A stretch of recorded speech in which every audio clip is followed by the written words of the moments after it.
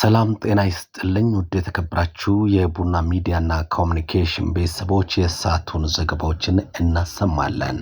በዘገባዎቻችን የሀገር ውስጥና የውጭ ዜናዎች ተካቷል። አማኑኤል ኃይሌ አብሬያችሁ ቆያለሁ።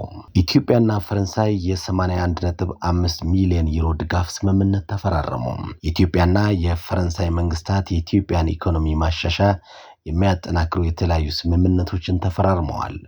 ስምምነቱን የገንዘብ ሚኒስትሩ አህመድ ሺዴና የፈረንሳይ በአውሮፓ ህብረትና የውጭ ጉዳይ ሚኒስትር ልዑክ ኤሎኖሮ ካሮይቲ ተፈራርመዋል። በአዲስ አበባ የተፈረመው ስምምነቱ የሁለቱን ሀገራት የኢኮኖሚ አጋርነት ለማጠናከርና የማክሮ ኢኮኖሚ ማሻሻያ ስራን ለመደገፍ ያለመ ነው። አቶ አህመድ ሺዴ ፈረንሳይ እንደ አበዳሪ ኮሚቴ ተባባሪ ሊቀመንበርነቷ እያደረገች ያለውን ወሳኝ ሚና አድንቀው ኢትዮጵያ አዳዲስ የኢንቨስትመንት እድሎችን ለመፍጠር ትብብርን ለማጠናከር ያላትን ቁርጠኝነት አረጋግጠዋል። በፈረንሳይና በአውሮፓ ማህበረሰብ የሚደገፉ የአፍሪካ ቀንድ ኢኒሼቲቮችን ጨምሮ በቀጠናው ቅድሚያ የሚሰጣቸው ጉዳዮችን ማጣጣም እንደሚገባ አስረድተዋል። አለኖሬ ካሮይቲ በበኩላቸው ለረጅም ጊዜ የቆየውን የአውሮፓ ህብረትና የኢትዮጵያ አጋርነት አስፈላጊነት ገልጸው ስምምነቱ በጋራ መከባበር፣ በጋራ እሴቶችና ለዘላቂ እድገት የጋራ ቁርጠኝነት ላይ የተመሰረተ እንደሚሆን ተናግረዋል።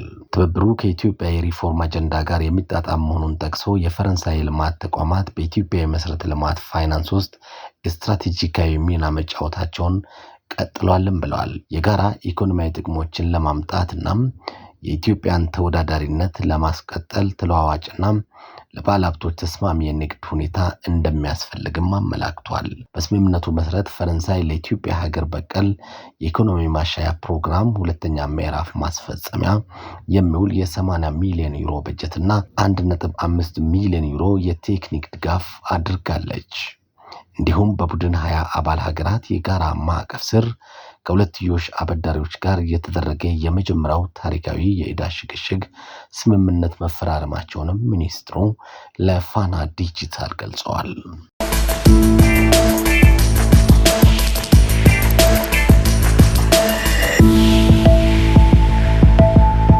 በ300 ሺህ ብር የሙስና ወንጀል የተጠረጠረን የመንግስት የስራ ኃላፊና በንግድ ስራ ላይ የተሰማራን ግለሰብ በቁጥጥር ስር አውሎ ምርመራ እያጣራ መሆኑን የአዲስ አበባ ፖሊስ ጠቅላይ መምሪያ አስታውቋል። ተጠርጣሪዎች አቶ አለም ተክለሃይማኖት በአዲስ አበባ ከተማ አስተዳደር የውበትና አረንጓዴ ልማት ቢሮ የግዢ ቡድን መሪና አቶ ሳሙኤል መላኩ የተባሉ በንግድ ስራ ላይ የተሰማሩ ግለሰብ ሲሆኑ አቶ አለም ተክለሃይማኖት በቢሮአቸው ለሚፈጸመው የችግኝ ጣቢያ ግብዓቶችን ጥቅምት 2 ቀን 2018 ዓ.ም በወጣ ጨረታ አቶ ሳሙኤል መላኩ ጨረታውን አሸንፏል። ተከሳሹ አቶ ሳሙኤል መላኩም ከአቶ አለም ተክለሃይማኖት ጋር በቀጣይ በቢሮ በሚቀርቡ የግዢ ሂደቶችና ጨረታዎች ላይ ቅድሚያ እንዲሰጣቸው ያልተገባን ድርድር በማድረግ ለቢሮው ግዢ ቡድን መሪ የ300 ሺህ ብር ቼክ በሚሰጡበት ወቅት አስቀድሞ በየካ ክፍለ ከተማ ፖሊስ መምሪያ የክትትልና የምርመራ ቡድን ጥናት ሲያደርግባቸው መቆየቱን የካቲት 4 ቀን 2018 ዓ.ም እጅ ከፍንጅ በቁጥጥር ስር ሊውል ችሏል። ህብረተሰቡ መሰል የግዢ ስርዓቶችን ሲያከናውን ህጋዊ መንገድን መጠቀም እንዳለበት ያሳሰበው ፖሊስ የነጋዴው ማህበረሰብ መብቱን በገንዘብ ሊገዛ እንደማይገባም የአዲስ አበባ ፖሊስ ጠቅላይ መምሪያ መልእክቱን አስተላልፈዋል።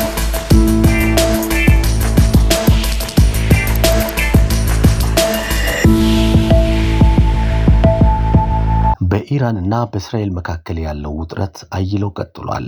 የእስራኤል ጠቅላይ ሚኒስትር ቤንያሚን ኔታንያሁ ወደ ዋሽንግተን የሚያደርጉትን ጉዞ ተከትሎ ኢራን ጠንከር ያለ ማስጠንቀቂያ ሰጥታለች። ጠቅላይ ሚኒስትር ኔታንያሁ ዋይት ሃውስ ድረስ ሄደው ከአሜሪካ ባለስልጣናት ጋር የሚያደርጉት ውይይት ዋና ትኩረት የአሜሪካና የኢራን ድርድር ላይ ነው።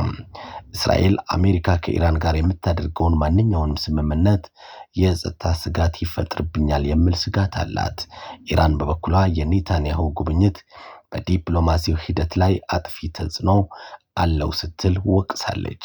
ቴህራን እንደምትለው ከሆነም እስራኤል የአሜሪካንና የኢራንን ግንኙነት ለማበላሸትና ድርድሩን ለማደናቀፍ እየሰራች ነው። የእስራኤል አቋም ኢራን የኒውክሌር ባለቤት እንዳትሆን ጠንካራ ማዕቀብ ቁጥጥር እንዲደረግ ትፈልጋለች። የኢራን ስጋት ደግሞ እስራኤል አሜሪካን በመጫን ድርድሩ እንዲቋረጥ ወይም ኢራንን የሚጎዳ ስምምነት እንዲፈረም ታደርጋለች የሚል ነው። የዓለም ስጋት የሁለቱም ሀገራት ፍጥጫ በመካከለኛው ምስራቅ ያለው ሰላም የበለጠ እንዳያናጋው ተፈርቷል። ሰላምና ጤናን በያላችሁበት ተመኘው። ከቡና ሚዲያና ኮሙኒኬሽን የሳቱ ዘገባዎች ይህንን ይመስላሉ። መልካም ቀን።